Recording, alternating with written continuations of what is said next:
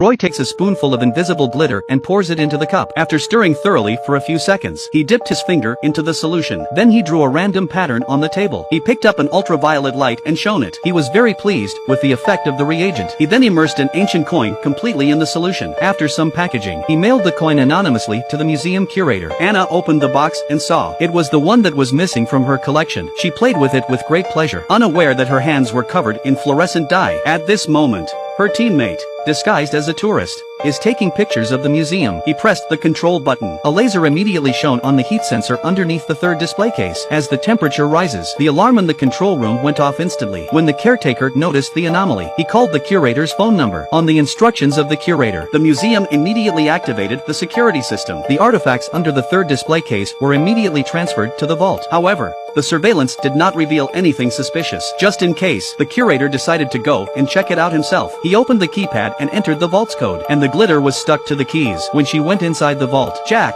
his teammate, sneaked into the museum's computer room. The vault's surveillance was hacked into by changing the wiring. At this point, everything in the vault was clearly visible. After a thorough investigation by the staff, it was discovered the heat sensor in display case number 3 was faulty, so until the cabinet was repaired, they decided to store the artifacts in the vault for the time being. That's when Roy, armed with a forged work permit, he managed to infiltrate the museum building as a maintenance man. Upon entering the building, Roy rushed into the bathroom first. Then he quickly took off his work clothes, revealing his handsome suit underneath. Then he threw all the useless stuff in the trash, taking only an electric screwdriver with him. After fixing his hair, Roy quickly made his way to the fancy cocktail party. With his humorous way of talking, he soon struck up a conversation with the curator. He then handed Anna a glass of champagne. Naturally, he replaced the champagne in her hand. After a short conversation, Roy pretended to go to the bathroom. He quickly emptied the glass. He then took out a bottle of chemical reagent. He dripped it onto medical cotton. The cotton and the cup were then sealed in a vacuum bag, so that as the chemical on the cotton evaporated, the phosphor on the glass soon reacted. Roy then put on his fingerprint extraction gloves. The thumbprint from the glass was transferred to the fingerprint holder. He then took the fingerprints and managed to open the lift to the vault. Jack switched the surveillance to a still screen. Roy just waltzed up to the vault door. Then, he opened the keypad.